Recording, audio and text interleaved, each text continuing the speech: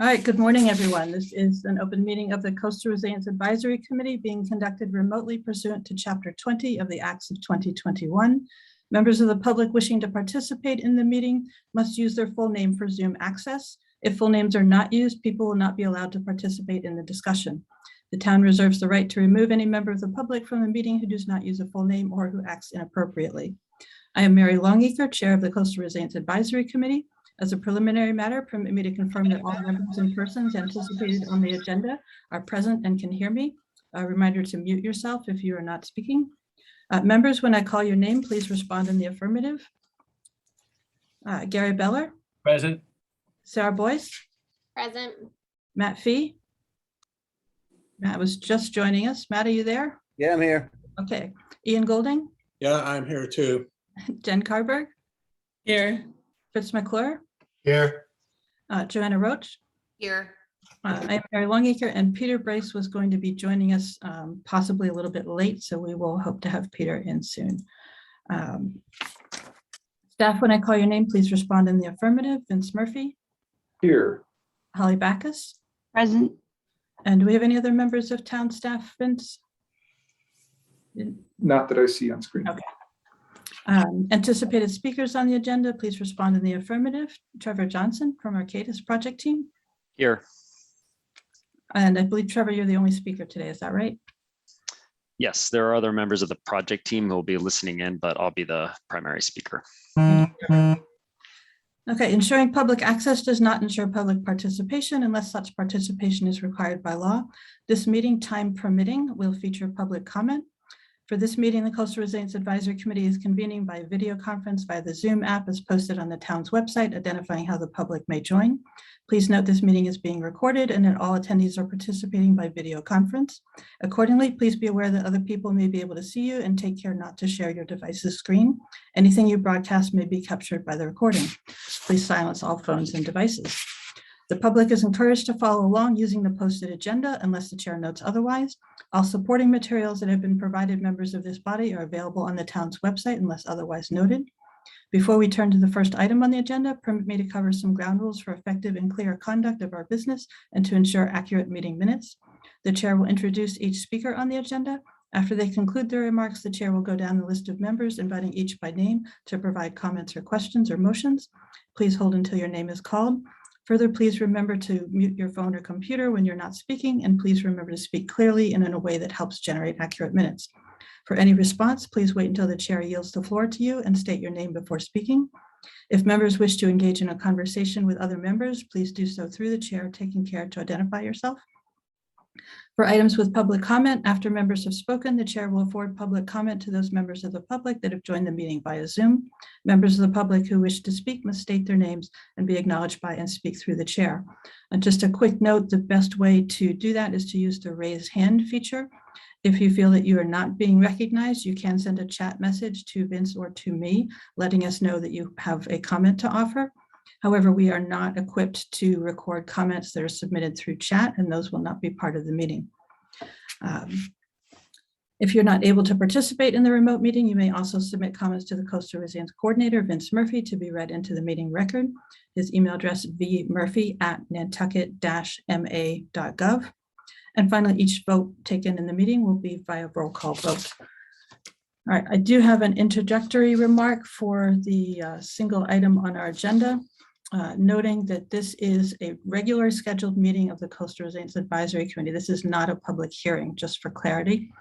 Arcadis will present the draft of the CRP report, and the priority will be for committee members to comment on it. That draft was made public Friday afternoon, so we fully recognize that it has not had a lot of time for review. I also want to note that we have requested a reformatted version to make review easier. So while we appreciate comments on the structure of the report, I don't want to take our time today to talk about that. You are more than welcome to submit comments to the email address provided, which I believe is nantucket.crp@arcadis.com. Trevor, is that right? Okay, yes, it is. We will, if time permits, allow public comment, and we will continue public comment at a future meeting. The date will be determined today, depending on the progress of how this meeting goes. think I've covered everything that I wanted to say in an introductory way. So Trevor Johnson from the Arcadis project team for the Coastal Resilience Plan is here to present formally the draft report that was submitted on Friday. Trevor? Thanks, Mary. And a question for you, and I guess the other committee members, would you rather walk through the whole plan in entirety before just pausing for a comment, or would you like to kind of go section by section in terms of facilitating discussion amongst the CRAC members? I would like you to proceed with the entire presentation before we start with comments. Thank Okay. you. So I'm going to pull up. Oh, sorry, wrong. The right window here. Mary, can I ask a quick question? Well, Trevor's. Sure, Sarah, go ahead. So if we go through the whole presentation, will we actually have time to discuss today? Because I don't want to do the presentation and that's all we get through today, and then all the comments are next week. I think that wouldn't be as useful. So I just want to ask Trevor what the duration of the presentation. Yes, I'm going to probably walk through the plan in 30 to 45 minutes. So the intention is very much to leave, plenty of time for discussion. We're not going to cover every detail of the document in those 30 to 45 minutes. But sort of play the hits, so to speak, and then we can circle back if there are any more specific questions about what is in there, or if you've had time to review this document, specific questions that you may have from that review. So we'll certainly leave time for plenty of discussion. So with that, I will just confirm, is this size on the screen, is it legible to folks? Can you see it? So far, so good. So I do Okay. see the entire report. It occupies the middle third of the screen, so the top and bottom thirds are not used. Great. Okay. Yes. So as Mary mentioned, we are in the process of developing a version that is not presented in the spread format, so it should be easier for folks to print out at home and be able to review. So we'll be providing that via the town's website, working with Vince shortly. So the introduction, obviously, to the report, we are looking forward to filling in these placeholders with introductory letters from town administration, as well as from the CRAC committee, when we have a plan that is ready for finalization, so we can discuss more with Mary and other members of CRAC about how this letter will come together. But we do think it's important for the Coastal Resilience Advisory Committee to provide an introduction to this material and kind of frame it as an effort that's been led in part by the Coastal Resilience Advisory Committee. So just to orient to the overall plan, there are 9 sections to the report, the first of which is an executive summary. We can talk more about the executive summary in a moment, but the executive summary's goal is really to be the short coverage of the entire document. So to provide the overall story and the key recommendations of the report, so that one does not need to delve into the details or can rather orient themselves to the details in a way that's most efficient for them to kind of get to the information they want. But the executive summary is meant to sort of be the very public facing and digestible summary of the report that can be read in 15 to 30 minutes. Sections 2, 3, and 4 are kind of it's kind of the background and framing, the context for the work that we've done. Much of this has been discussed and was reported at the mid-project. But background and objectives, what are the goals of this project? What are some of the key terms and concepts that need to be understood to understand the Coastal Resilience Plan? Section 3 is about the planning process. That is, how have we engaged the community throughout this year, this project? And then the coastal risks, which are, a summary discussion of what's discussed in much more detail in the existing conditions and coastal risk assessment appendix, This is the summary that kind of provides the high level view that helps frame out what the primary coastal risks are, what the scenarios and data that we're relying on for our planning, and how that helps inform the strategies that start to be discussed through sections 5, 6, and 7. You can kind of think of the report as in 3 parts, which are kind of the background and existing conditions, the recommendations and resilience framework, and then the implementation and project prioritization. So 5, 6, and 7, as I mentioned, this is where we start to move into kind of a multi-scaled perspective on the recommendations and strategies. So the island-wide framework sets the stage for focus areas and specific island-wide opportunities by outlining kind of the larger picture of coastal risk on Nantucket, collapsing a lot of really complicated information into a set of kind of prioritized zones that help inform what the specific strategies that are applicable within each of those zones can be. And then that is also layered on with the evaluation criteria, other kinds of project context considerations like the risk analysis, like feasibility, like regulatory permissibility, and of course, the sort of community input. And this leads to kind of an overall perspective of both island-wide and then focus area specific recommendations. And so section 6 covers island-wide recommendations. And there are kind of 3 buckets to this. The first is regulatory and governance strategies. So these are strategies that have applicability across the island and actually can be utilized to increase resilience in multiple locations, including many locations outside of the focus areas that are covered in section 7. And we can talk more about those recommendations in a moment. Island-wide sediment and erosion management approaches. We do have pilot projects for erosion management and sediment management within our focus areas. This is not necessarily the extent of all potential erosion management approaches, but there is a key kind of critical path item, which is a sand budget and a sediment transport study that need to be undertaken to really understand, how we can adopt and plan for erosion management across the island. So the primary recommendation there is the need for a sediment transport study, the need for analysis of a sand budget.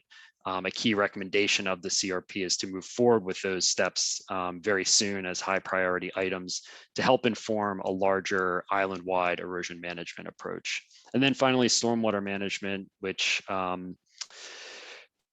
is not a key focus of the CRP, but is important, an important part of water management across the island. And we do make a recommendation for a specific step there related to the development of a island-wide stormwater management plan.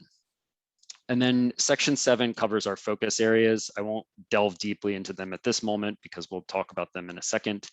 But these are focus areas that have been, areas that we've heard from stakeholders and based on the risk analysis and other strategic opportunities are places where we have the ability to develop, projects that can be implemented in the next 10 years or begun to be implemented in the next 10 years. And then section 8 covers the implementation process, phasing and prioritization. Obviously, there's 40 projects that are recommended. That is a lot to do in the next 10 years. And we want to make sure that we're prioritizing these in a way that makes it manageable and assist the town in implementing this plan in a way that that is strategic and feasible. And then finally, the regulatory screening, which is at a high level, screening appropriate for kind of the planning stage to understand the potential permitting process for each of the recommended projects, structural projects, I should say. So, okay, I'll keep moving through the executive summary. As I mentioned, it's kind of meant to be the if you only have 30 minutes to learn about the CRP, this is what you read. Covers the project overview, a high-level analysis and summary of the coastal risks on Nantucket. Again, the coastal risk assessment and existing conditions report appendix covers this information in a lot more detail, but we're trying to provide the high-level sort of highlights here. And you can see we're introducing the coastal resilience framework. This covers kind of the zones of prioritization as well as the toolkit, if you will. You know, the sort of what are the different approaches we can take across the island, protect, adapt, and retreat, which many of you will be familiar with from our open house in June, where we talked about that in some detail, and then the toolkit, the applicable kind of approaches that fall into those different kinds of different types of I guess, tools and resilience approaches that fall into each of those types of strategies. And then we also cover kind of the location of the recommended projects. I mentioned there are 40 projects. They fall into the categories of structural, nature-based, and policy or non-structural.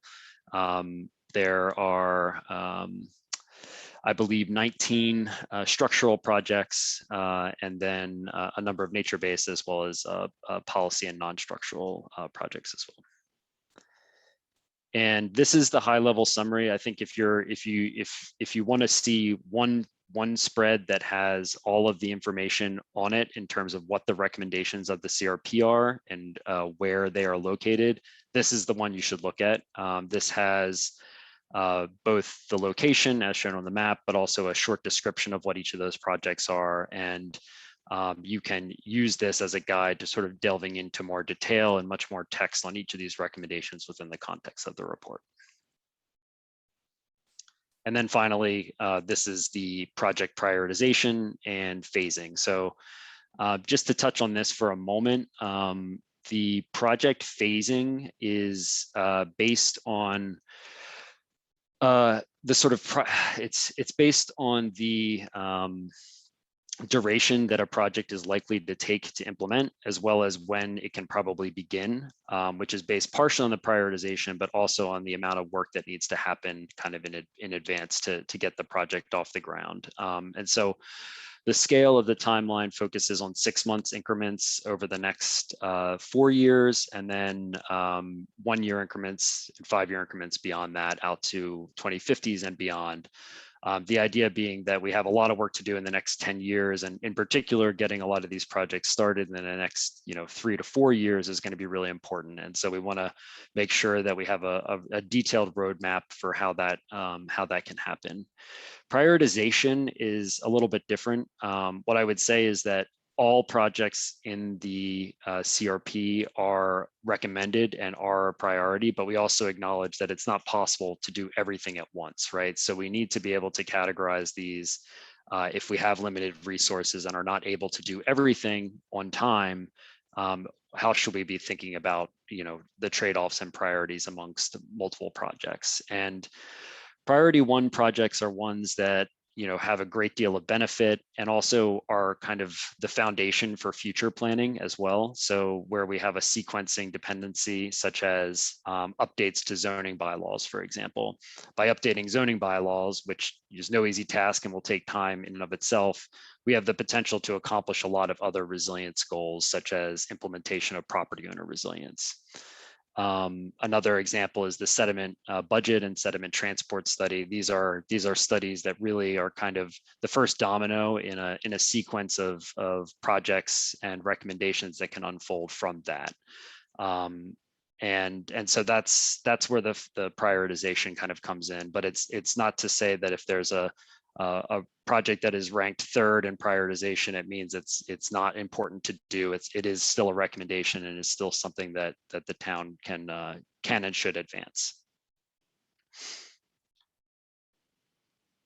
And then finally, in the executive summary, we have just recommended next steps for each of the projects, sort of the very next foot forward. What would be the process? And there's much more detail about this in the implementation chapter. Including roles and responsibilities. I think there are, there are roles that the CRAC can play in this process, sort of in a leadership capacity, as well as obviously advising on all of the recommendations and implementation thereof. And then, a slew of other stakeholders need to be involved in each of these processes as well.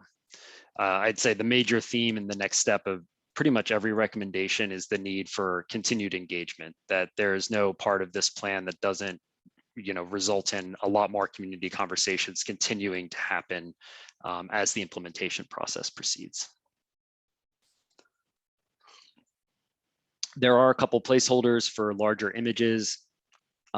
We are holding off on finalizing these until obviously we have input from the community and from CRAC to make sure that those images are showing the appropriate information.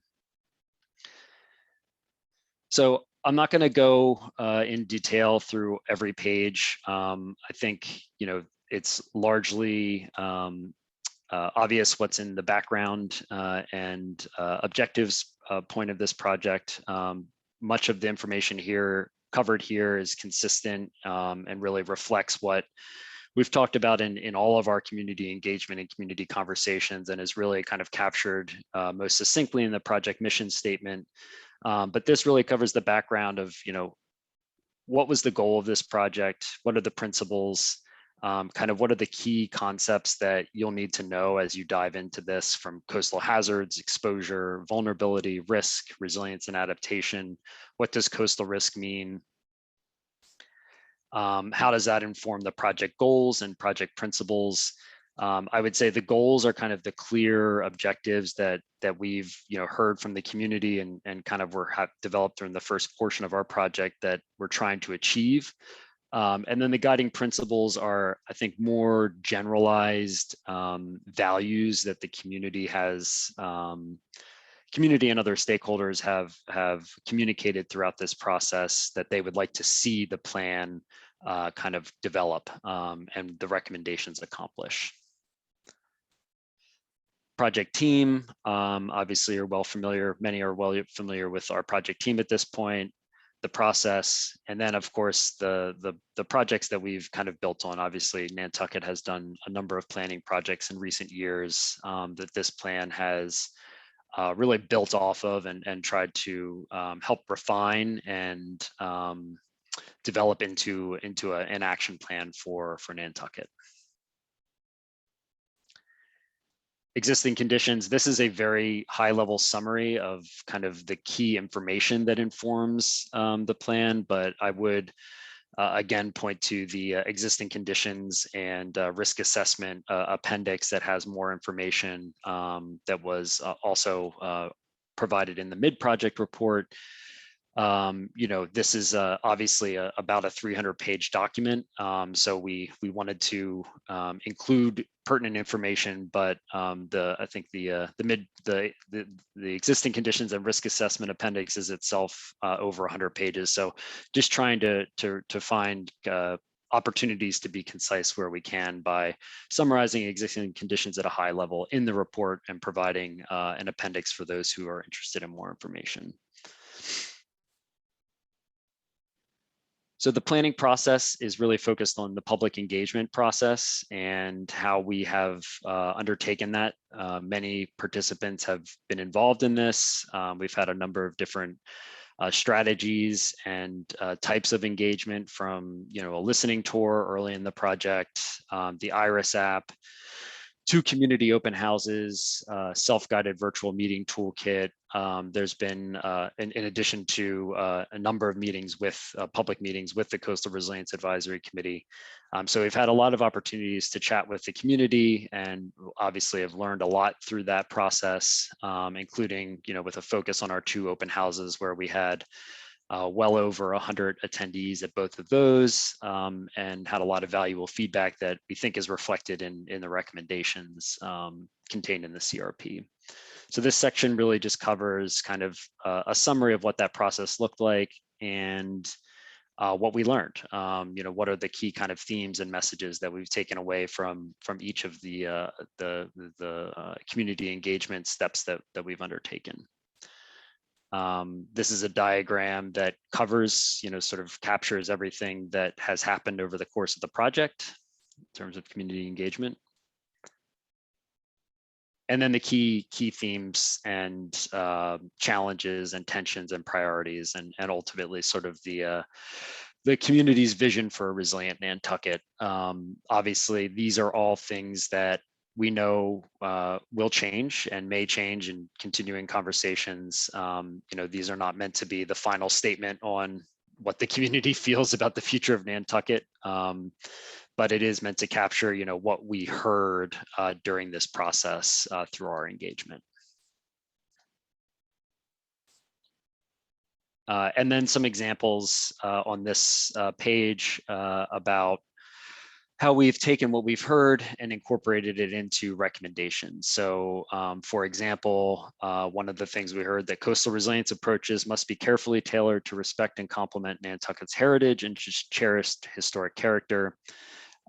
We include guidance on approaches for how how property owners can adapt their homes and businesses to coastal risk, and in particular point out where special attention needs to be paid on how the recommended steps can comply with local design guidance for historic structures, as well as consistency with the National Historic Landmark designation that the island has.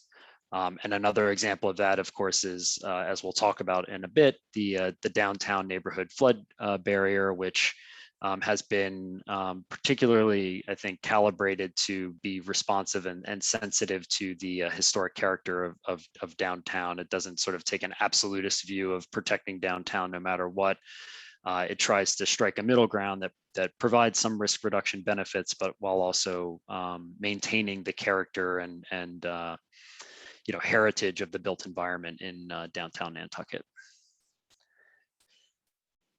So coastal risk, again, moving rather quickly through here, as some of this will be review, and also would just urge folks to have a read of the report. But what we do here is provide an overview of the key risks, coastal risks, that the project is addressing.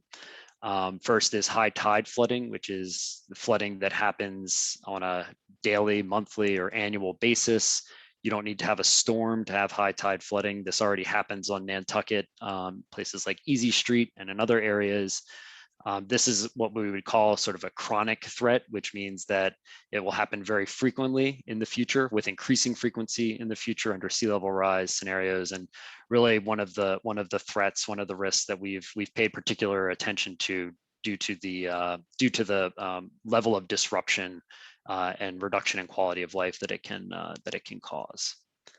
Then, of course, coastal flood risk. These are floods that would be related to large storms, nor'easters, hurricanes, basically where we have an increase over normal tidal levels due to barometric pressure changes and wind that drives water onto land. And so this is the type of flooding that may not happen that frequently, but will happen with increasing frequency over time, and can lead to really significant damage and disruption, and is important to understand and address where possible. And then finally, coastal erosion, which is a threat that is related to sea level rise, but different from flooding in terms of its impacts. So we've looked at the sort of high level risk from coastal erosion across Nantucket, and develop strategies that begin to mitigate and build resiliency to erosion over time using primarily nature-based approaches. And another thing that we've developed is sort of a high-level island-wide understanding of potential groundwater emergence issues, which is another sea level rise driven risk that is frankly, very challenging to mitigate, because it is water that is coming through the ground, and it, exacerbates existing stormwater management issues, and also can challenge any like flood defense structures that are being developed, just because the water is coming from multiple directions. So this is an issue that particularly pronounced in low-lying areas, including downtown, and where we already have, as this picture attests to, the groundwater emergence issues occurring already. So our plan, I think, as a long-term trajectory, groundwater table rise is going to be a risk that part of the long-term adaptation for any near-term strategies will need to continue to assess and monitor and respond to. The data, not to dwell on this, but we are using the Massachusetts coastal flood risk model for all of our coastal flood risk assessments. We are developing our sea level rise assessments based on the state of Massachusetts, Commonwealth of Massachusetts, 2018 sea level rise projections that are contained here. CRAC has adopted the high scenario as the appropriate planning scenario for the town of Nantucket, which we agree with. And one of our recommendations is to adopt the state's sea level rise scenarios and projections under the high scenario. And that's what we've been using for our assessment of tidal flooding, as well as the coastal flooding, which also draws on the high scenario. And then for coastal erosion, we've developed our assessment based on the FEMA study that was concluded in 2020 and undertaken, I think, between 2018 and 2019. Obviously, these are not the FEMA erosion study is not a detailed site-based erosion modeling analysis, but it does provide an appropriate kind of island-wide view of erosion risk areas that we can build on to start to develop planning level solutions, and that's what we've done. And we've also factored the erosion risk into our risk analysis and assessments of potential damage and disruption, which is what's included on the final few pages of this. One thing I would just mention as an update from the prior mid-project report is that we were able to bring in an additional significant amount of flood hazard data into our analysis, thanks to just further refinements and developments of the Massachusetts coastal flood risk model. And based on that, the damage assessment for Islandwide has actually increased pretty significantly. During the mid-project report, our preliminary assessment was about $1.2 billion of aggregate damage between now and 2070, which is when we have data for, but that's now been updated to $3.4 billion, which is a significant increase, again, based on the ability to get a much more nuanced understanding of that flood risk, aggregate flood risk between now and 2070. So this is both good and bad in that, obviously $3.4 billion of risk is significant and poses kind of an existential threat to the community, but it's also means that there is more benefit, more potential benefit to take action for the reduction of flood risk. And as part of this plan, we are in the final process of developing cost estimates for all of the recommended solutions, and that will also come with an assessment of the benefits for particularly structural projects like the downtown neighborhood flood risk barrier. We can assess it'll cost X amount of dollars, but it will have Y amount of benefits, and that's very important for federal funding applications, which we think the town can continue to take advantage of in the years ahead. Okay, so section 5, the island-wide coastal risk framework. This is where we're switching gears into, we know now kind of our baseline, existing conditions, risk context. We have a planning process. What are we going to do about it? And that's where we start to move in section 5 here. So you could, we've developed something I should have mentioned early on is we've tried to develop this plan, in a way that makes it somewhat straightforward to look at individual sections without necessarily having to read the whole thing. I think this is one point where somebody could pick up this plan and start here if they were only interested in kind of understanding the recommendations. This is where we would suggest they do that.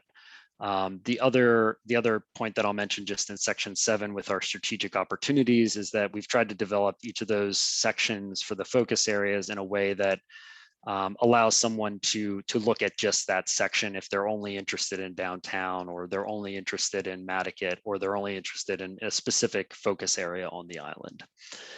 So this is a good starting point if you want to start to understand what are we going to do to advance resilience on Nantucket.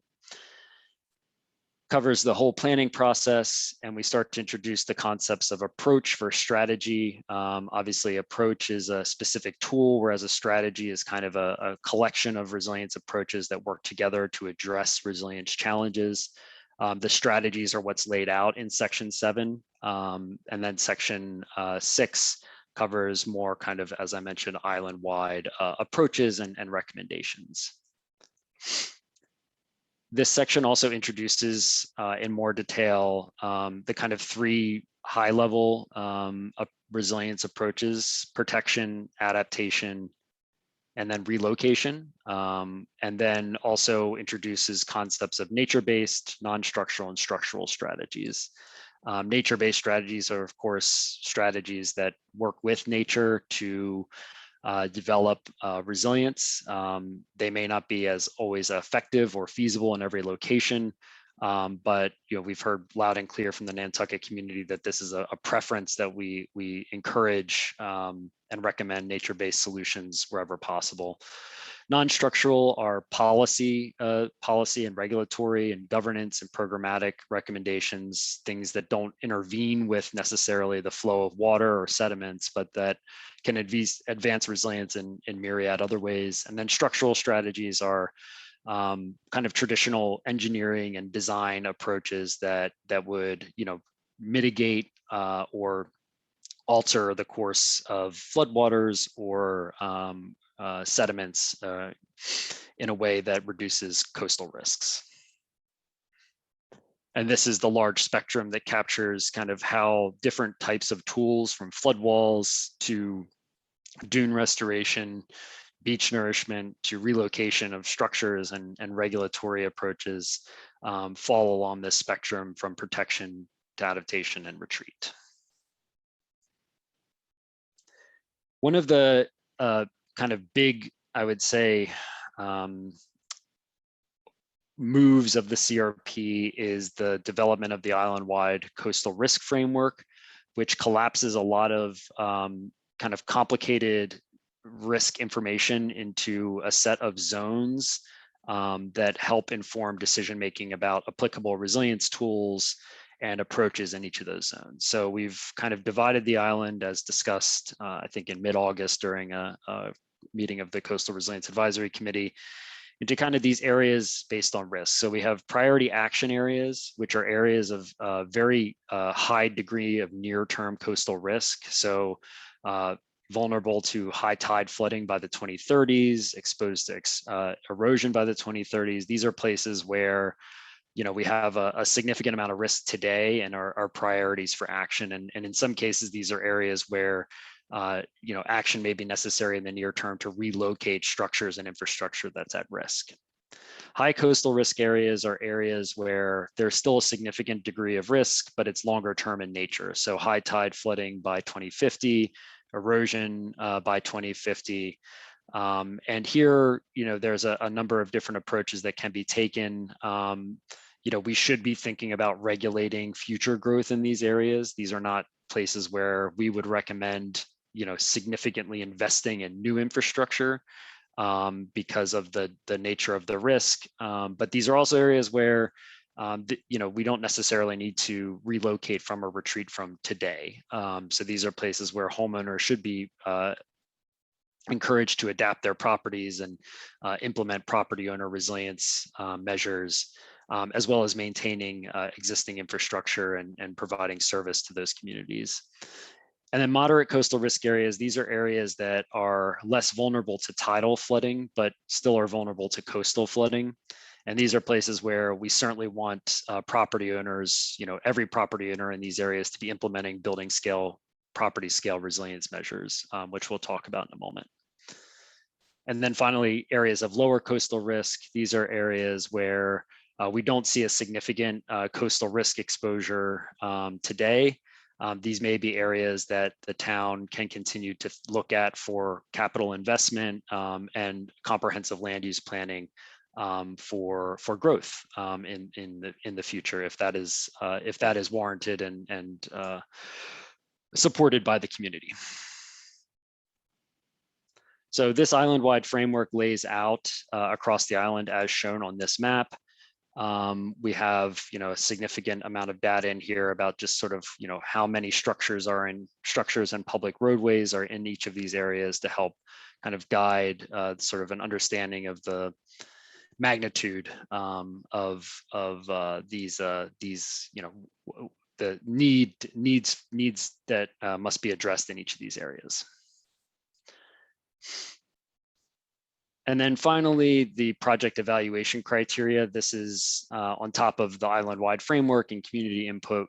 We also have a set of evaluation criteria that have been developed with the assistance of CRAC and based on community input that we use to just sort of measure or assess the performance of different strategies across the project. And so this is where we can begin to sort of understand the trade-offs between effectiveness and adaptability versus something like ecological and public health, equity and quality of life. And ultimately, we're looking for the kind of win-wins where we're accomplishing as much of the evaluation, we're performing as well as possible against these evaluation criteria. And each of the strategies does have a summary of the performance of the strategy against these criteria in section 7. And then again, this is the summary of recommendations across the island. This is the same that's included in the executive summary, which we already talked about. So section 6, what we cover here are regulatory and governance strategies and island-wide sediment management and stormwater management. Again, not going to go into great detail. This is unfortunately the type of information that is best conveyed in text. As you will see, there are specific recommendations that are consistent with those that were developed, with minor modifications with those that were developed and discussed with CRAC in mid-August. We look at recommended changes to zoning, and we're tying the recommendations to the risk tiers or priorities, the zones outlined in the island-wide coastal risk framework.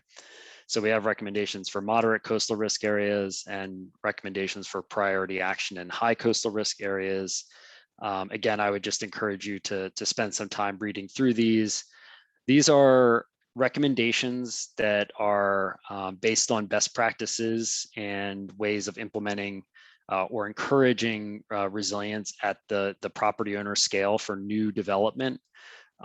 We recognize full well that changes to land use regulations and zoning are complicated, and that a lot of engagement and discussions in the community will need to happen as part of town meeting ultimately adopting portions of these recommendations, but we want to lay out what our professional guidance is as to recommended changes to Nantucket zoning bylaw.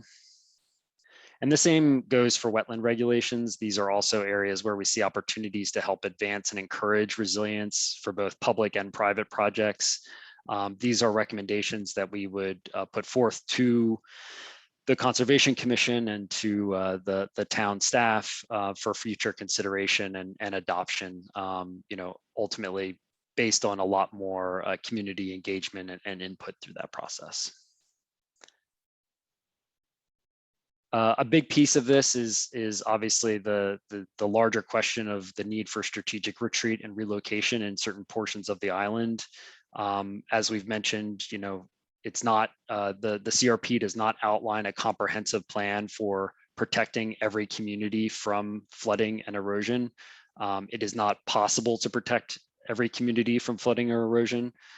So in that case, it does mean that the community will need to have an ongoing conversation about strategic and retreat relocation over time. And we know these are challenging conversations and certainly not something that we're going to solve during a year of conversations. So the recommendation is really to develop kind of a program that's focused on this, that leads with outreach and communication. So the first step here is starting the conversation with property owners in high risk areas about the nature of the risk to those areas and the steps that may need to be taken in the years ahead as their properties become even more at risk. And so that's the recommendation related to strategic retreat and relocation. We provide guidance on what that program should involve, what it should include, and the planning process should try to address, beginning again with the need for engagement and community conversations. And then some of the tools that are available to the town to assist in this. Retreat is often discussed as kind of an all or nothing, buyouts or not. And in reality, there's a lot more tools that are available and that can be utilized to reduce risk, bring people out of unsafe living conditions along the coast, and kind of help make people whole as well, so that we're not just leading to a displacement in the coastal risk zones. And then we have strategies for governance. A lot of the governance approaches are really geared towards helping the town staff, build the capacities and the internal infrastructure to help manage the implementation of the Coastal Resilience Plan.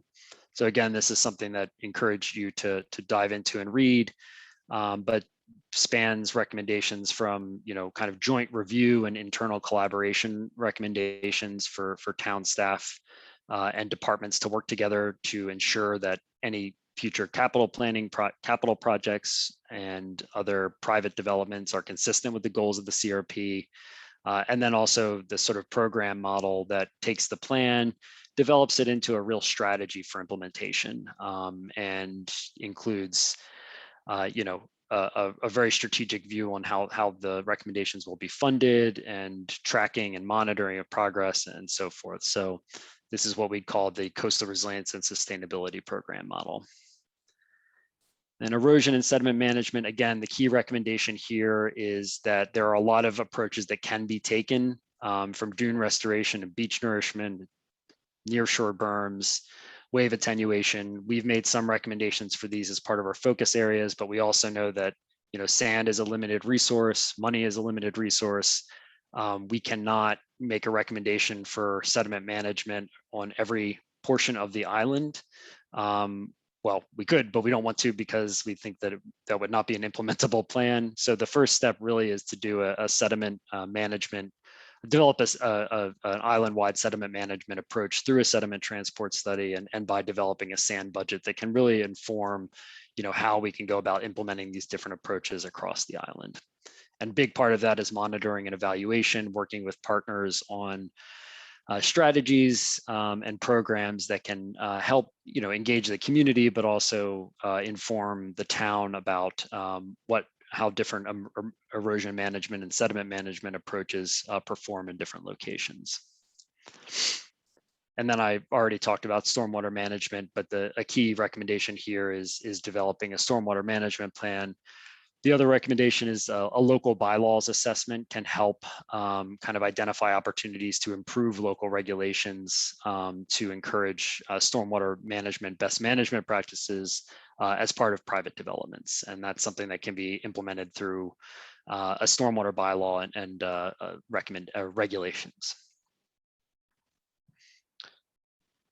Moving right along to section 7, again, I won't go into great detail on every one of these areas, but we have a set of recommendations that focuses on the key focus areas of the plan, which are Mattocket, the North Shore, South Shore, Sconset, Nantucket Harbor and Coatue, and then downtown and Brant Point.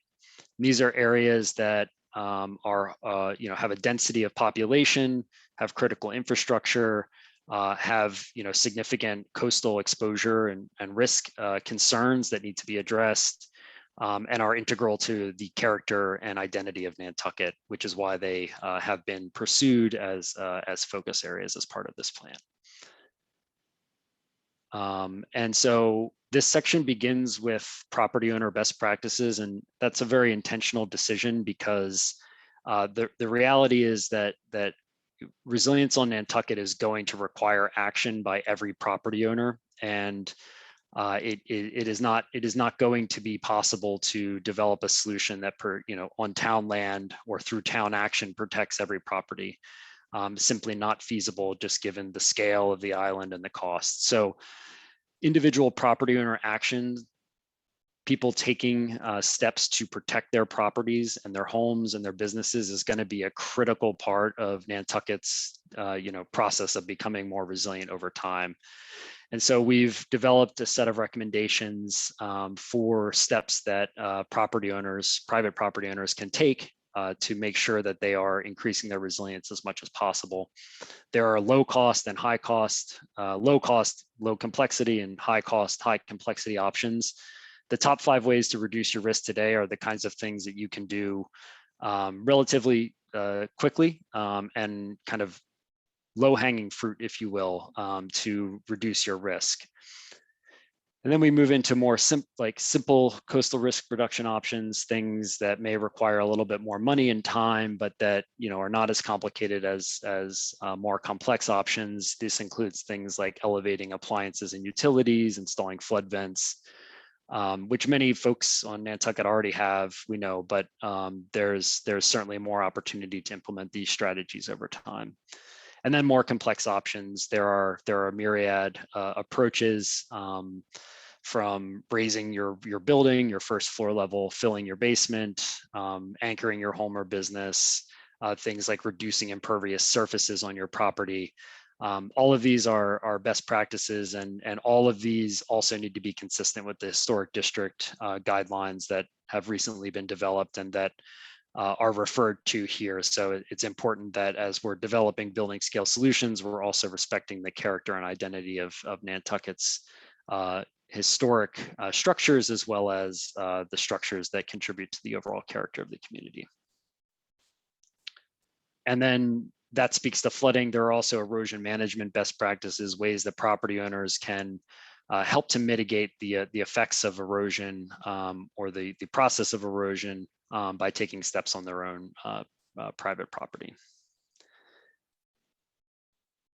And then in each of the focus areas, we present our recommendations, and the general structure, just to orient everybody, is kind of as follows. Begins with an area overview, kind of just a brief introduction to the area, the overall theme statement. So what are we trying to accomplish through the recommendations? A description of the key resilience challenges in each of the areas, as well as the applicability of the island-wide coastal risk framework. So how does the area lay out in terms of our coastal risk framework, as shown here on the map, and some other information about potential impacts across that coastal risk framework. And then the strategy overview. So the strategy overview for each of the sections describes the overall approach of the strategy towards building resilience, which includes projects, which are summarized later in the section.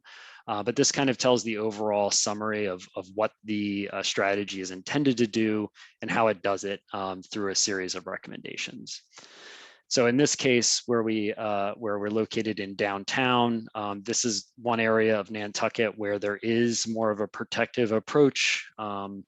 Recommendation for the downtown neighborhood flood barrier, which is a land-based barrier that is recommended for near-term implementation that will protect against tidal flooding, frequent tidal flooding through the 2070s, and is designed and intended to be designed in a way that is minimally invasive to the kind of character and identity of downtown Nantucket.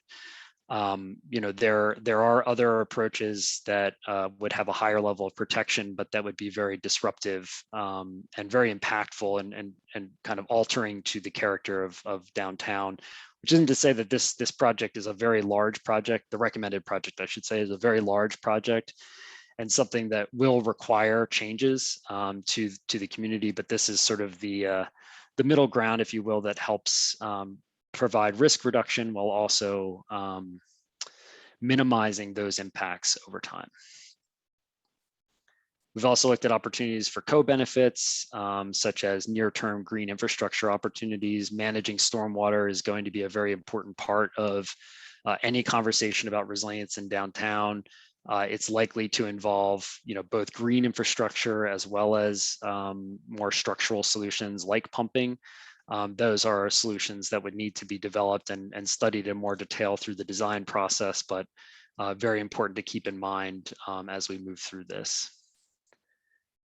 And then there are, in downtown, we have kind of multiple options in some locations for how the alignment could unfold. The real near-term recommendation here is for this particular project is to move into the next stage of kind of feasibility assessment and preliminary design, which would involve a large measure of community and stakeholder outreach and input to kind of study these options in more technical detail and also begin to engage private property owners who may need to be engaged in implementing these solutions to help decide which of these options is in fact the preferred option.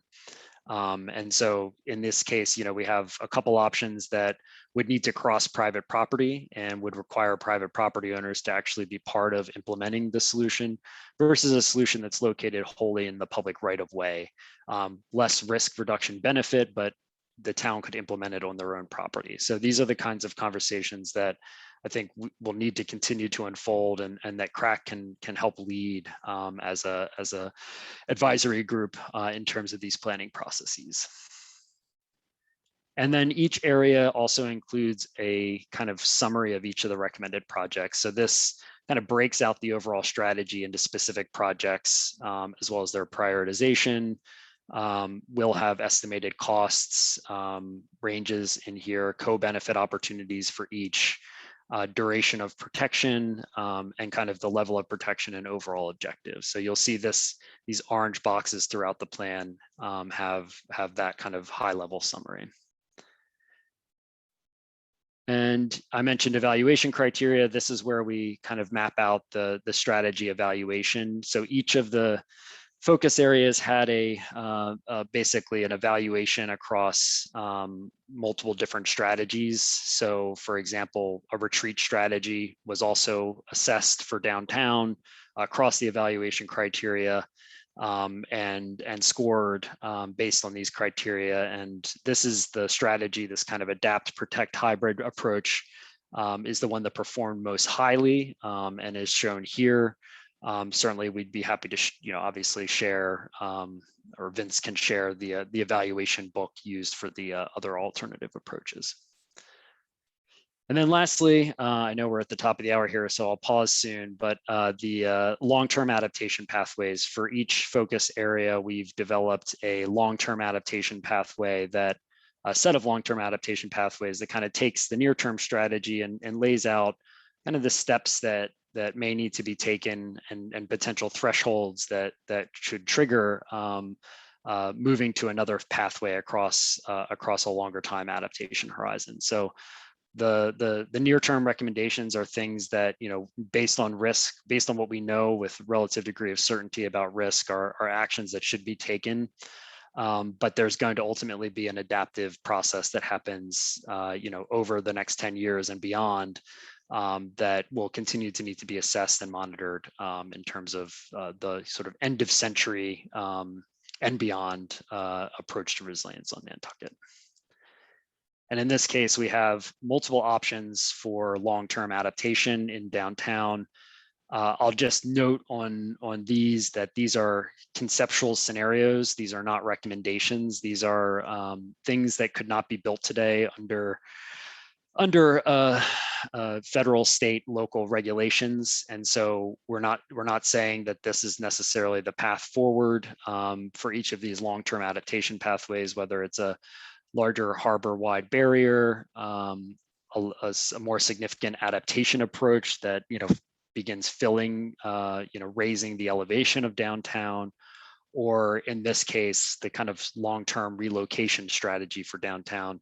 These are big efforts and major proposals that will require a lot more study and a lot more community conversation. So these are scenarios that provide multiple options for the community to continue to think about, a long-term vision for downtown Nantucket in the case of, in the case of increasing risk over time.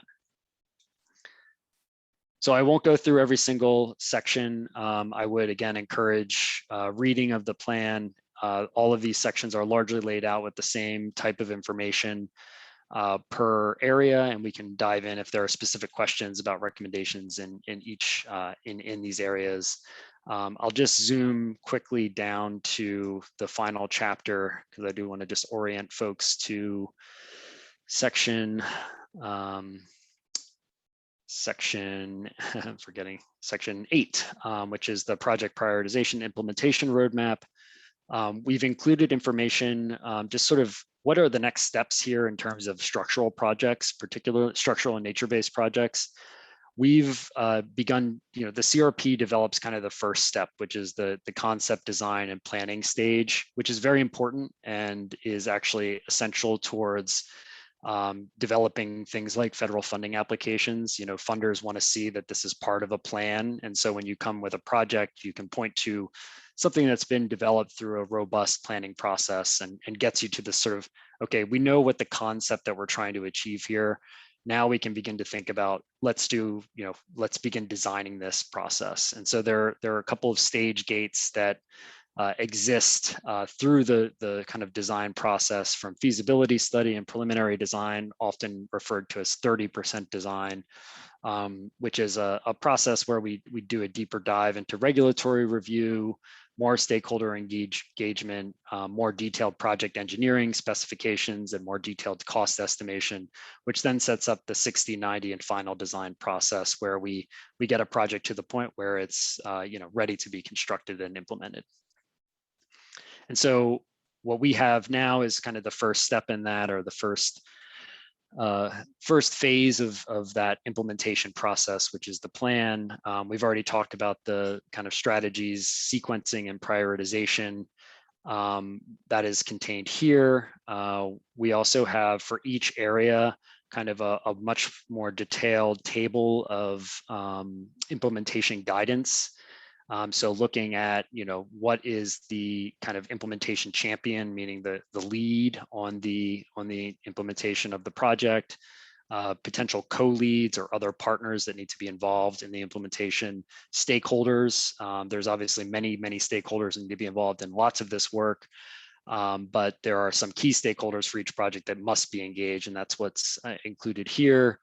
And then guidance on kind of the immediate next steps, funding, and then the assessment of the kind of permittability, which is covered in the regulatory screening that is provided as the final kind of portion of chapter 8. So this kind of maps each of the structural projects across the applicable local, state, and federal regulations and makes a high-level assessment about, green, yellow versus red in terms of whether or not this is something that can, likely move through a permitting process with relative ease versus something that may be a little bit more complicated to get permitted. Because we've focused on feasibility as one of our kind of baseline assumptions in all of our recommendations, you won't see something that has a regulatory feasibility of red as a near-term solution. If we were to add the long-term options for downtown, let's say, you'd see a lot of red, but these are kind of the near-term projects that we have developed in a way that has a higher likelihood of having a successful permitting process. And then the final piece is just a glossary. We're happy to take comments on additions to the glossary if there are terms that are not included here that should be added. That is certainly eager to take feedback on that. The glossary can be as long as we want it to be. We just want to make sure it has the definitions that will help people understand the plan. And I will pause there. I think I've taken longer than I expected to, but it's obviously a lot to cover. So thank you. Thank you, Trevor. We appreciate that. I think that was very helpful to get some of the thinking behind all of the text and the presentation. So I appreciate that very much. I'm going to repeat some of my introductory remarks because I know people have joined us after I made them. Just noting that this is a regularly scheduled meeting for the Coastal Resilience Advisory Committee. It is not intended to be a public hearing. Arcadis has done the presentation for the report draft. Our priority today is for committee members to comment If there is time, we're happy to also take public comment, but that remains to be seen. I also want to note that we will have additional meeting time available for public comment in the future, and we'll determine the schedule for that later today. And I want to remind people that we're not here to spend this small amount of time we have together talking about things like typos or missing commas or that sort of detail. This report was delivered with the knowledge that it was not fine-tuned to every last aspect. We are aware that there are missing photos and so on. The idea is to get feedback to help improve the total context of the report, not to focus on the small details today. And that we have also requested a reformatted version of the report to make it easier to review. We're aware that the formatting is not easy on small devices. So with those comments, are there members of the committee who have questions or comments at this time?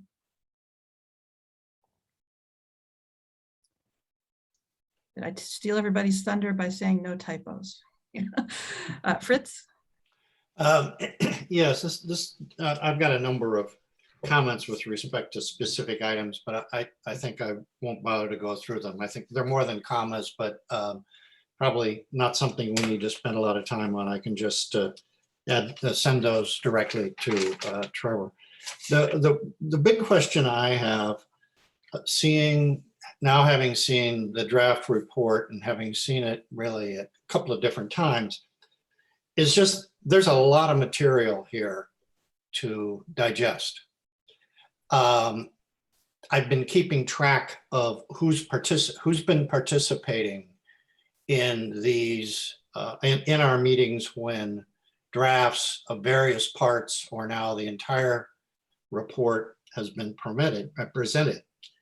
And I don't see many people from town government or various committees or boards who are going to play a very important role in the implementation of this.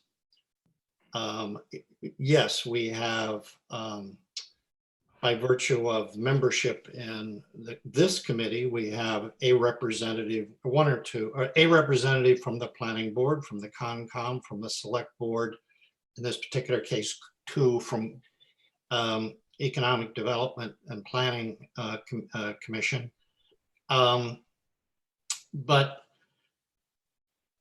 So I guess I really want to make sure that this gets, that somehow we make sure that the people in town who are going to be responsible, and I mean the planning board, the select board, CONCOM, the various department heads, town manager, really get a chance to hear this and hear it rather than just simply expecting them to read it on their own sometime.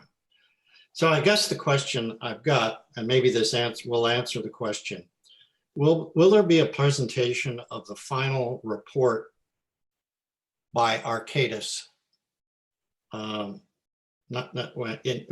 Presumably hosted by us or by something, where presumably we could demand, if you will, that these people come and listen, because otherwise they're going to be reading it on their own. And I think there's just going to be a lot of misunderstanding and a lot of questions raised, which could have been avoided if people participated at an earlier date.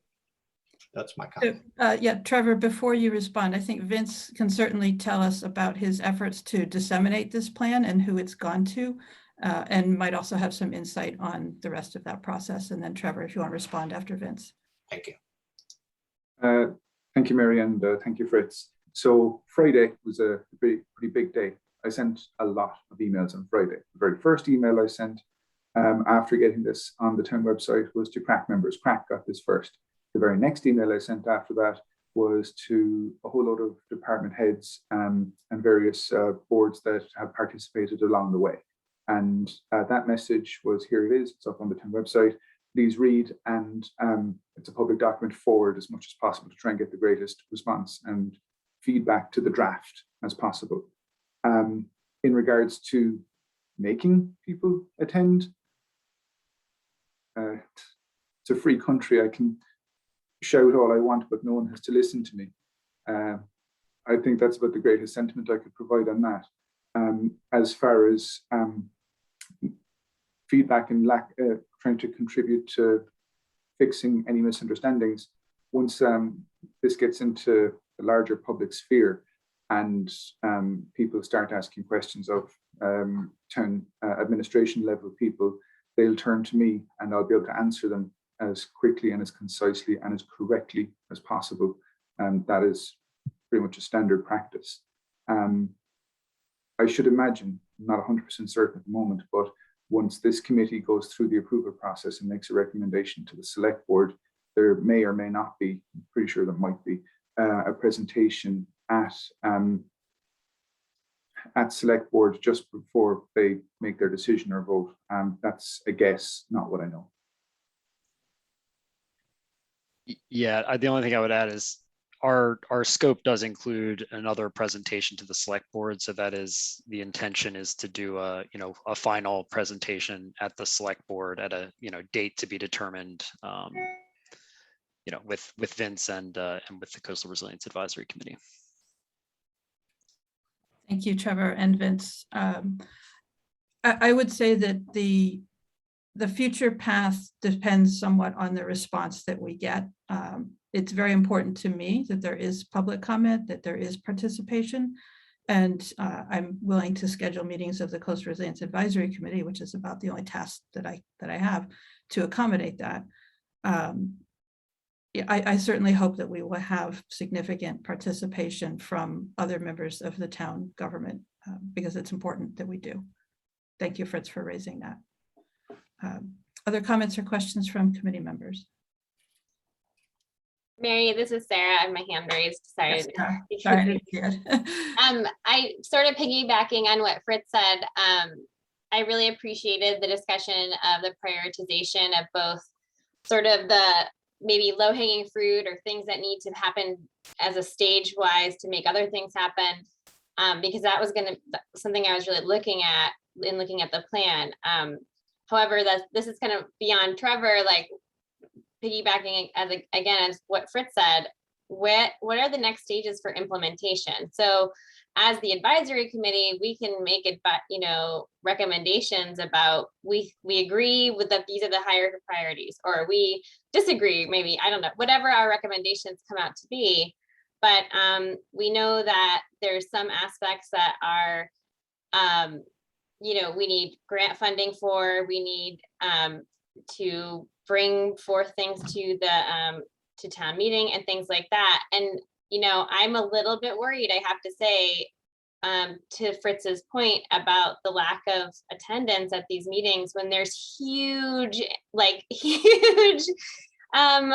infrastructure bills that are going to need to be in place. And so, we have seen in the past other plans make recommendations, prioritize those recommendations, and then the things that are funding requests aren't the top priorities. And so I want to know what our next steps are for really making sure that these top priorities are pursued.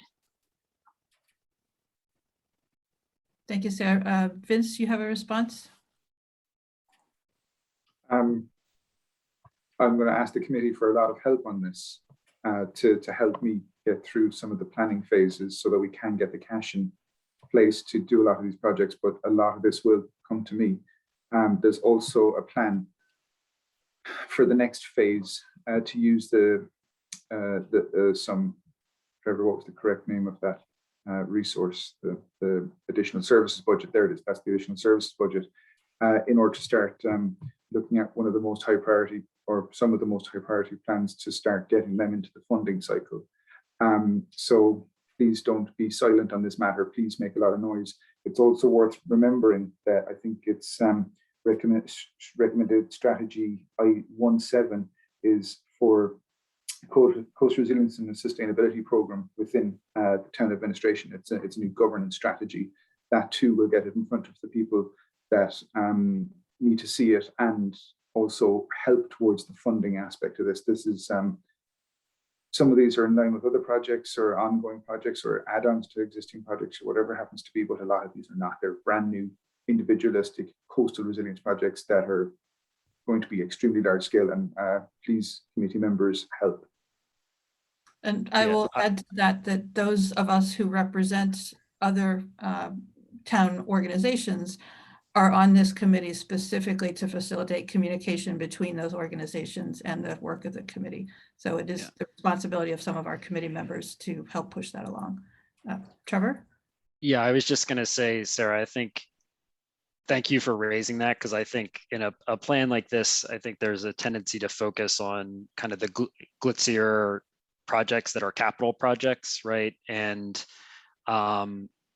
those projects are important, but I don't want to lose sight on the governance approaches that are specifically intended to help bring, interdepartmental and community stakeholders together and to the table to address exactly, Sarah, your concerns, which are related to, how are we going to make sure that the right people have, are paying attention to make sure that we're implementing this in the way that it needs to be. And so I think, the program model, interdepartmental working group, additional outreach internally, by Vince, if we can equip Vince with a presentation to take on a roadshow to every town staff, right? That's just an idea. But I think, the program model is really kind of trying to develop an institutional platform within the town governance structure that does have a very intentional and resource backed approach towards implementing these recommendations. Thank you, Trevor. So we do have several committee members. I'm just going to notice Joanna, Matt, Gary, and Peter in that order. Joanna, please go ahead. Yes, I'm going to echo the concerns of the rest of the committee. I mean, I know that you guys have heard me say this before, but I am extremely concerned about the costs. I am extremely concerned about how any of this information gets presented to the town in general. I am concerned that people won't understand the critical nature of some of these things. And I think that while this work is completely encompassing and amazing, we have not gone far enough in breaking it down to a simple presentation that people can understand by reading 2 or 3 pages.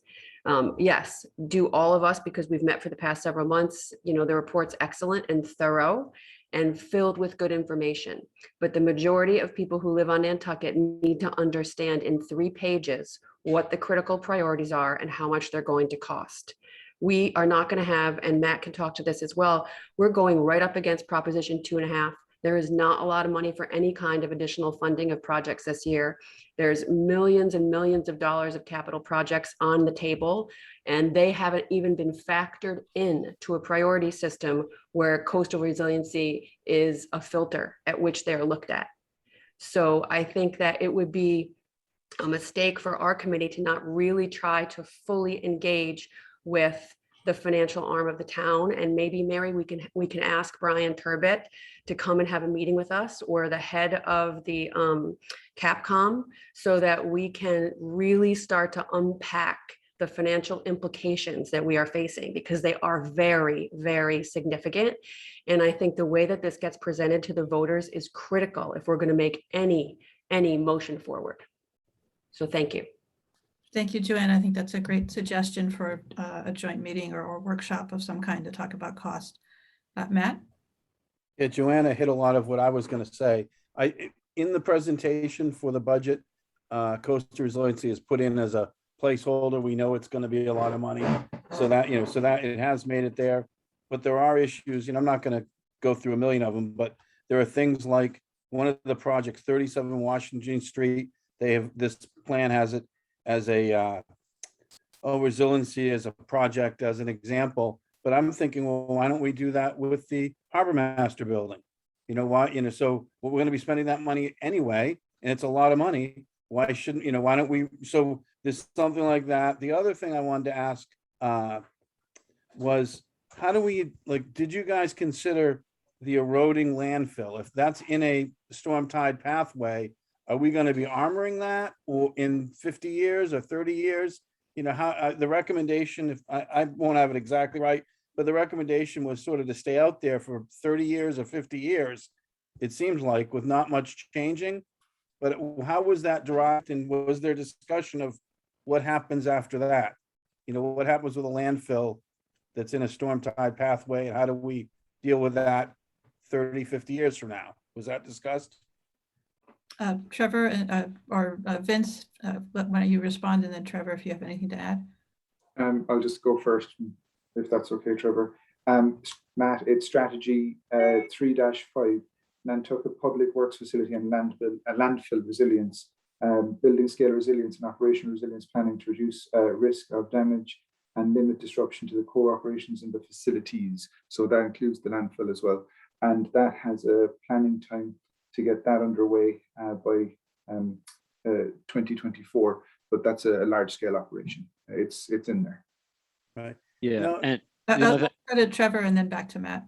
Thank you. yeah, I the only thing I would add to Vince's is that focuses priority on the DPW garages, which are at nearer term risk. The landfill is at a sort of a longer term risk horizon. So there's there's time for future planning to address future concerns to the landfill itself. But yeah, the resilience planning, the recommendation for that is to take a deep dive on that particular facility at the facility scale, including the landfill and the DPW garages, and make sure that there's a strategy to address the resilience concerns there. Which largely, I think in the near term can be building and site scale approaches. And then, potentially long term looking at relocating the facility if, based on increases in risk over time. Matt, did you have a further comment? Yeah, just I bring this up every time. I have been bringing this up for about a year and a half every time we talk about it. I think we should be we're trying to figure out how to handle the landfill anyway. And I think we should be planning to move it to high ground. It's going to cost 16 million to do those buildings, which will probably be 24 or 30 million by the time we do the stuff we need to do for sea level rise and everything else. Why not spend that money somewhere on high ground? I mean, I just think the recommendation from us should be to move that to high ground as we, and be putting that in place now. My own opinion, I think. So that's just a comment. I brought it up at the select board level. And then I just think the scale of this is massive. I mean, I think people are going to have a hard time. I agree with Joanna that when you understand something really well, you can do it, quickly and in a couple pages. And, we need, and the other part of it is who's going to pay and how are we going to pay for it? And that's going to be the first question, and people are going to want it to be on the tax base. We have this every time when we do sewer stuff. They all want everyone else to pay for it. And so there are some places we shouldn't sewer. There are some places we shouldn't protect, and we shouldn't put it on the, so we have to have some sort of principles, in my opinion, some principles for how we're going to fund this so that we can afford to do as much of this as possible. And if it's all in the tax base, we're going to see a lot of it just have its knees chopped off. It's just not going to happen. So those are my comments for now. Thank you. Thank you, Matt. Before we go to Gary, I'm going to add something building on both what Joanna and Matt are saying. And I think that there needs to be bi-directional conversation. How does the coastal resilience plan affect the current capital projects? And how do the current plans that the town has to either relocate something or build something new affect the coastal resilience plan recommendations? If we're planning on removing the building at 37 Washington, then there's no need for a resilience plan for that building, for instance. So I think that's not really fair to put all on the shoulders of the coastal resilience plan. That level of detail and that level of penetration into the town's process is probably not something that we should ask Arcadis or expect Arcadis to do, but it's definitely something that we need to do as a community and as a planning function, to take a look and see not just how the resilience question affects the capital, but the money question. Is there money for a project that we decide we don't want to do that project because we need to allocate that money somewhere else, even though that project may have merits? So money is definitely the question for a lot of this. Gary, would you like to go ahead?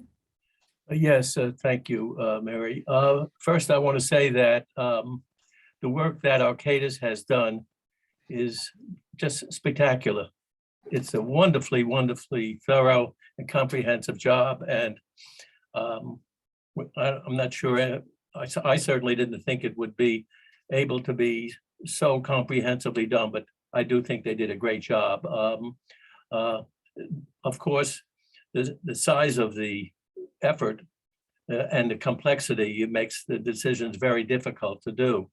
I also want to say generally that part of the strategy that, whether it came from CRAC or Arcadis, was to start sending these drafts, these early drafts out to the public, was extremely advisable.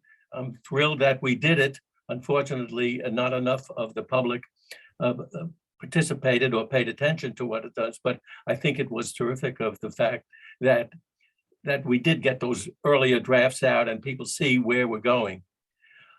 More importantly, when we talk about, and this is something that was kind of suggested by what Sarah said and what a couple of the other speakers said as well, is that we need to help focus on what the next steps are.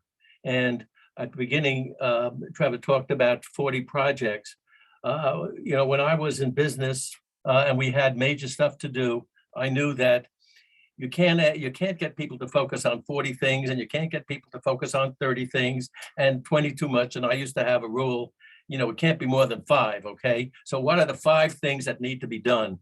And the same way Joanna was talking about, say, a 3-page summary, I would love it if Arcadis could, as part of this process, suggest the 5 most important things that we, the select board and CRAC, need to do once this study is now completed. What are those 5 things?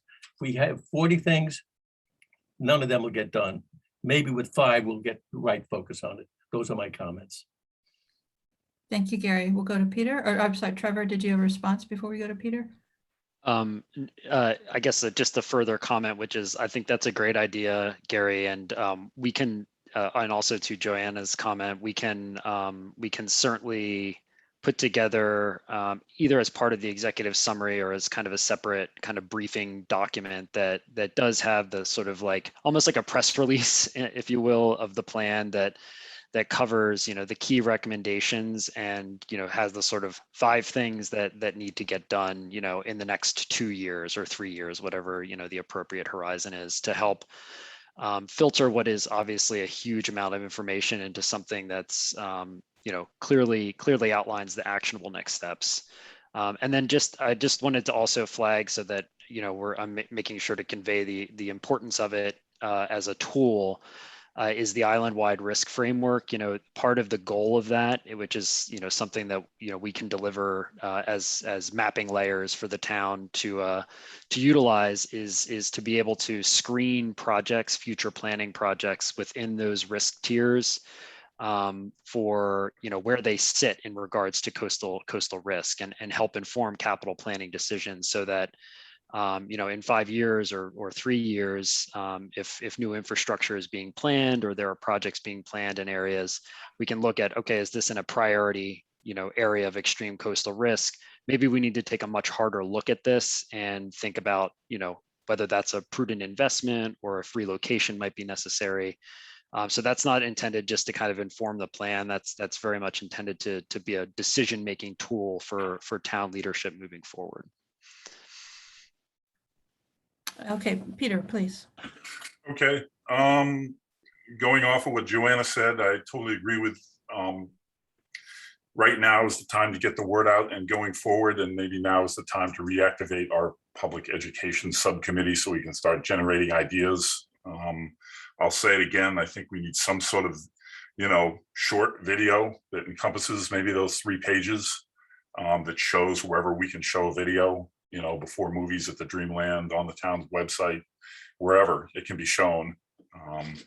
And then regular spots or interviews on the local radio station, maybe NPR, need to reach as many people as possible.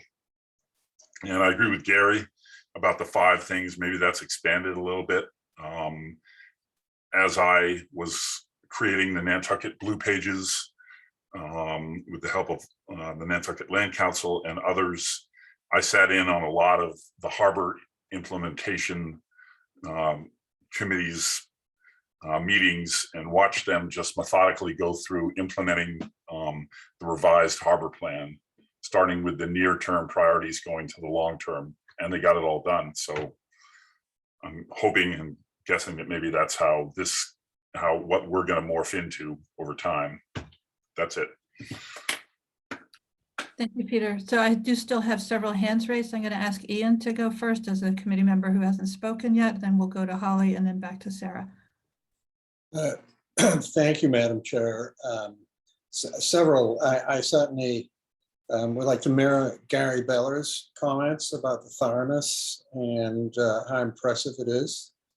And also Joanna's point of a 3-page summary. I'm not sure that would be possible to reduce it into 3 pages, but I certainly think, if I may say, if we don't grapple with this, we can reduce it to 1 sentence.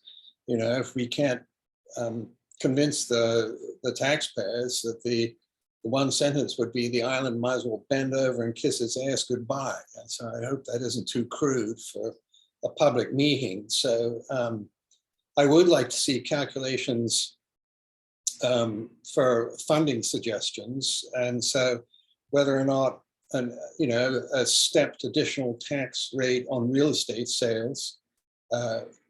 And so I think that would be extremely helpful. And then I wonder if Trevor or Vince could summarize the 2 reports that you sent out, the CRP and the updated risk assessment, which the CRP is 146 pages. The risk assessment is 107. And for people who didn't have the time to really pour through both thoroughly, how would you summarize their contents and where to look? Thank you, Madam Chair.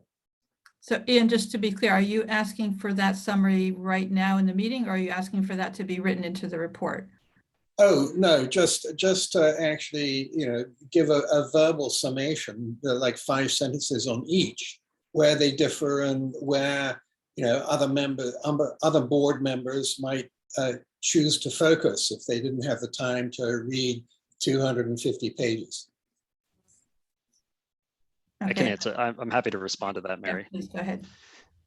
So I would recommend starting with the CRP, the PDF document, and I would recommend starting with the executive summary, which does cover everything, not in great detail, but it does cover the high-level recommendations, the baseline kind of assumptions and risk analysis in a way that you could do in 15 to 20 minutes, as I mentioned. And that can help orient you and probably will raise questions and help orient you to a deeper dive and other kinds of information. I would recommend sticking with the CRP as your main, the PDF document that was delivered on Friday as the kind of main document that I would recommend digging into, because it does have the recommendations in it. And it has sort of the nuts to bolts summary of everything that was done for the project.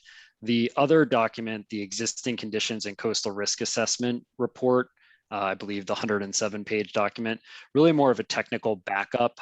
If you have specific questions about kind of our, the analysis of existing conditions, or probably more importantly, the coastal risk assessment has a lot more information that's included than what's included in the CRP, but may not be as interesting to everybody. So I think to your casual reader and even to the committee members, I think focusing on the CRP document is where you'd want to spend your time.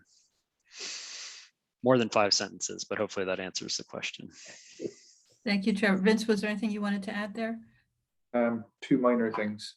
When you open up the PDF, it says it's just shy of 150 pages because they're double-sided.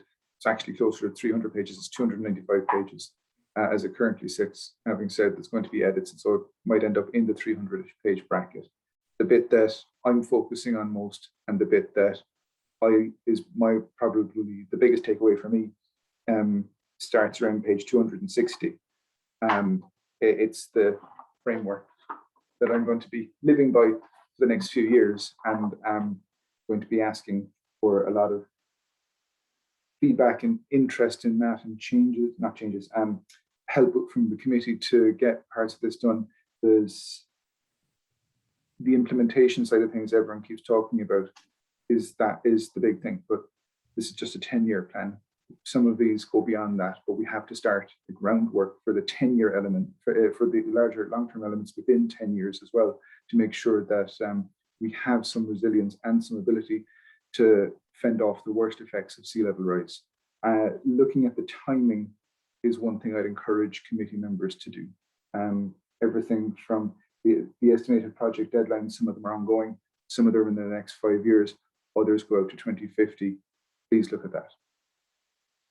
I'm going to add on to what Vince said there. I don't know if it's standard, but it would certainly be helpful to receive those grids that are at the end of the report in a spreadsheet format so that we can sort and search those. That would really help with analysis rather than having to look at many pages of printed text. So hopefully that's something that can be arranged. Holly, you had comments. Thanks, Madam Chair. I just wanted to remind the committee, as well as obviously the general public, that as the HMP coordinator, after we adopted the hazard mitigation plan, there were obviously priorities that the town received through that planning process. A lot of them that we've done, some that are in the process, and one of them was the coastal resiliency plan. So that's going to be great to be able to check that box off, if you will. There are some priorities that the coastal resiliency plan are moving forward a little bit more in depth. I just mentioned that all to say that having priorities for the town in general in one plan, this is a planner coming out of me, and in another will help us facilitate those funding sources from FEMA, from the BRIC program.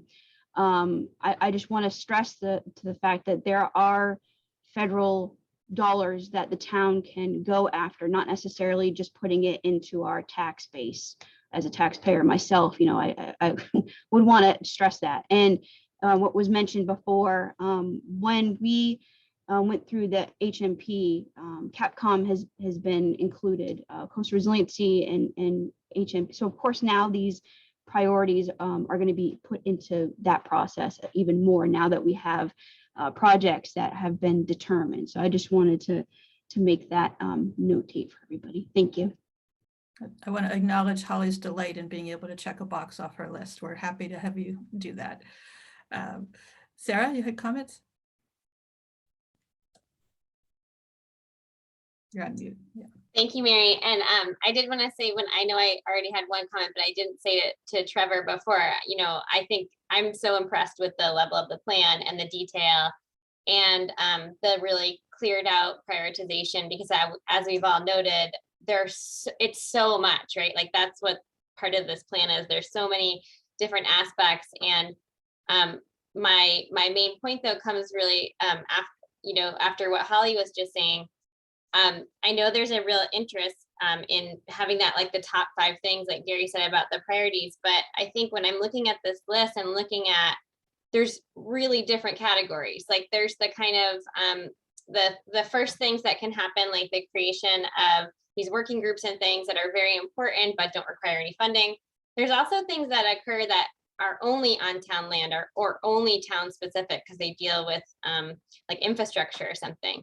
But I think this is sort of unique because it involves a lot of private property. And so I think I think it's going to be hard to determine those priorities because like the $1 billion we need to protect downtown is obviously a really significant priority, but it's also it's going to take us a lot longer to get there. So I guess my comment is thinking either, I don't know if this is something for Trevor to do or something that we kind of as the committee work towards, but thinking through those priorities even further to say, okay, what are the ones that we can kind of implement or help implement in a really short fashion? And the ones that are very town specific are the ones that are easier, maybe not easier, but we can make a case more for the tax bracket. And it's the funding, the private grants or the federal grants or state grants, where I think there's more opportunity to do those kind of broad cross public, private, working with other organizations. So I think there's different levels of priority. So it's going to be hard to boil it down to just those top 5. I guess is the short version of my question. Thank you, Sarah. Trevor, do you have a response? I think that's a really good point, Sarah. And maybe I think there's a way to break it down that is sort of like kind of the vantage point that you're coming from, like top 5 things every citizen can do, top 5 things crack can do, top 5 things the town can do, right? So it really does depend who is the actor, and everybody needs to do something, right? But we need to filter it so that it's clear that there's what your personal or committee wide or sort of municipal wide responsibilities are in this plan. And I'll add again, we have the opportunity as the Coastal Resilience Advisory Committee to make a statement that is, the first page of the report with the statement from town admin. Those I think will be very important in communicating to the public what's important about the report and how we feel as a community about the importance of all of the things that are there. So that's something definitely we'll want to work on to provide to go into the report. Other comments or questions from committee members at this time? Right, I'm not seeing any, so I'm happy to open up to the public. Mr. Erickson. Fritz is waving. Oh, sorry, Fritz. Go ahead. Okay, just one follow-up that occurred to me. When I was reading the report, obviously being on the planning board, I focused on the zoning section. And I think there was a reference in that section to additional staffing or administrative resources. And that raises the question, I think, generally for the town. And I don't know whether this is something that Arcadis can help us with, or whether we just, somebody, the working group, whoever, somebody, to get this done, do we anticipate additional staffing at town level, committee level, whatever, or department level, to have the resources to do this? So for instance, talking about talking about grants and funding, is there present staff and who they are? I'm not saying that we don't have it. I'm just saying, are we able to identify whether, it's simply, can we identify whether we're going to need additional people at the town level to get this done? Vince? Thank you, Fritz. That's a pretty interesting question. So the town recently advertised for a new position here within Natural Resources Department, the Coastal Resilience Technician. That's a position that is open to being filled. I don't know the status of it, other than that we've had a great number of applicants. So some of my responsibilities from previous work and that kind of thing are going to shift to that new position once that person comes online. So I'll be far more open to putting time into writing grants and developing paths forward for a lot of these recommendations. There's also been previous discussions, not just of this committee, but other committees, about funding a grant writer for the town. So there's always that possibility, but as I understand, I'm open to be corrected, it's not a funded position yet. But certainly something that could be a benefit. People like myself and Holly, Chuck Larson, and others currently fill roles just like that, developing grants and trying to getting stuff together ahead of submission dates, getting letters of support and getting all of this kind of stuff together. So it's something we already do quite well and quite successfully. And Chuck Larson, being the special projects manager, has done exceptional work leading that effort. So we have quite a bit of experience and quite a bit of a decent skill set within town and town admin to get these things done already. But Could we use more assistance to get more money? Won't ever say no. Thank you, Vince. I want to pause here for a moment before we go to Mr. Erickson. Can I get a quick show of hands from committee members on your availability to meet next Tuesday, October 5th at 10 a.m. to continue? Just give me a quick hands up. All right, I'm seeing that we will have a quorum, so we will go ahead and schedule that for October 5th at 10 a.m. We had already confirmed with Trevor that he was available, so he will be back. We will continue the conversation and definitely allocate more time for public comment then as well. I want to encourage people to use the nantucket.crp@arcadis.com to send public comment in writing, as well as committee members, also to respond using that email address. You can copy Vince on that as well if you want to make sure that your comments are also seen by him. Anything said in the meeting is helpful, but anything said in writing is even more so. So let me just leave it at that. And let's go to Mr. Erickson for public comment, please. Yes, Tom Erickson from Mattocket. Mattocket's a large area, and just to simplify 5 or 7 things, we have 2 culverts now that were bridges, 2 bridges, 2 piers, and 1 eroding Mattocket Road. So those 7 things would probably be the primary things in Mattocket, I believe. Thank you. I'm also the president of the Swiss Point Association and on the Mattocket Conservation Association board member. Thank you very much. Do we have other members of the public who have comments at this time? And if I have difficulty seeing you, please use the raise hand feature, or if necessary, send a chat message with your name letting me know that you have a comment.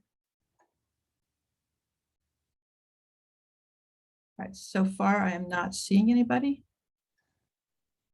And that is fine. Of course, you're welcome to submit comments in writing or at the next meeting. Vince, do you have a question or comment? I just want to go back to one of the things that was said earlier about what might be one of the single things that might come out of this. And I don't know if it's fortuitous timing or what, but a committee member sent me a document from Charleston, South Carolina, and how the U.S. Army Corps of Engineers is planning a pretty substantial 8-mile-long wall, effectively out at sea, to encompass the city and protect some of the historic downtown area there. But one of the metrics that they were gauging in this is the people were saying it's going to be a tremendous expense, and the expense was extraordinarily large, into the billions. But one of the metrics that they produced was to be able to say, for every $1 spent on this, there's going to be $8 to $10 in savings and damages. If there was something like that that could be developed once we know the the costings for projects, that could be one of the more substantial pieces of information to come from this, that every dollar invested will save X number from damages. If that's ever possible, I don't know, Trevor. And thank you, Vince, for reminding me. One of the things that I noticed in the CRP was that cost estimates were said to include both installation and some provision for ongoing maintenance. And I want to ask that further detail be provided, because there's a big difference between a $10 million project that will have $1 million in maintenance over its life and a $1 million project that will have $10 million in maintenance over its life. So both of those would total to 11, but very different implementation and very different ways to fund those.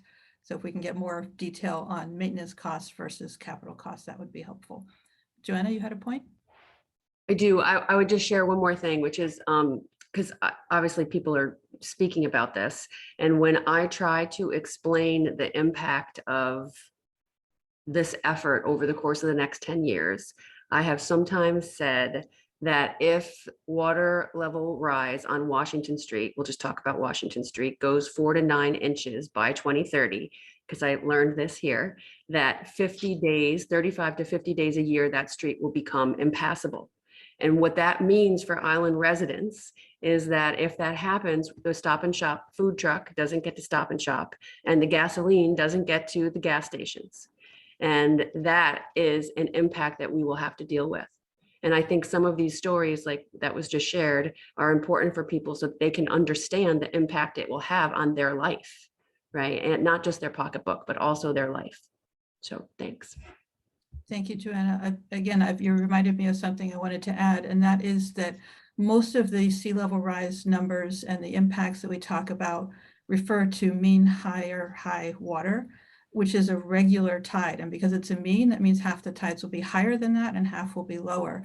And that doesn't account for storm tides. So when we're talking about so many inches of sea level rise, that's not the limit of the impact. That is just a benchmark that we use, but the impacts can go well beyond that number.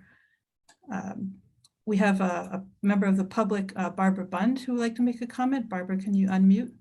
I think I've unmuted, have I Yes. not? Yes, go ahead. Okay, I want to raise something which is a problem. I sent an email to Vince about this, and I do acknowledge that in a way you face a catch-22 here. Vince pointed out that the scope of the project is what it is, and it's big. I understand that. At the same time, you say that you will be providing cost estimates, and there is a limited availability of sand on this island, and that limit will be even worse in the future. And I find it very hard to think about how one can set priorities without having at least a rough idea of how much sand the various projects will require, because you're setting priorities and you're involving costs, but certainly the huge sand requirements need to be part of that. I do acknowledge that this is not an easy request, but I don't see how we can set priorities without knowing something about the sand requirements. Thank you. Thank you, Barbara. Are there other members of the public that have comments for today? We do have a few minutes left. And again, if I'm not seeing you, please send a chat message to me or Vince so we know that you're there. Any other comments from members of the committee? All right, I'm not seeing anything and we are coming up on time. We do have the meeting scheduled for Tuesday, October 5th at 10 a.m. to continue the conversation. And if there's nothing else, I'll take a motion to adjourn. Peter, you had a quick hand raise there? Second. I was moving. Okay. The Yeah. motion made by Peter and seconded by Matt. Roll call vote, Gary Beller, Aye. Sarah Boyce, Aye. Peter Brace. Peter, can we get an aye from you? My mute is off. Aye. Yeah, thank you. Matt Fee, Aye. Ian Golding, Aye. Jen Carberg, Aye. Fritz McClure, Aye. Joanna Roach, Aye. Mary Longacre, aye. Thank you all. I hope we'll see you in a week. Mary, just before you leave, or Vince, just for the minutes, do you know when Peter joined the meeting? Just after 10:30 is what I noticed. Okay. I'll say 10:32. Thank you. Thank you, Fritz. And Fritz, I saw a high of 48 attendees, if you want to note that in the minutes. I've got that. Actually, I think I was 49 for a moment. Might be. Okay, thank you. All right, I'm going to finish the recording.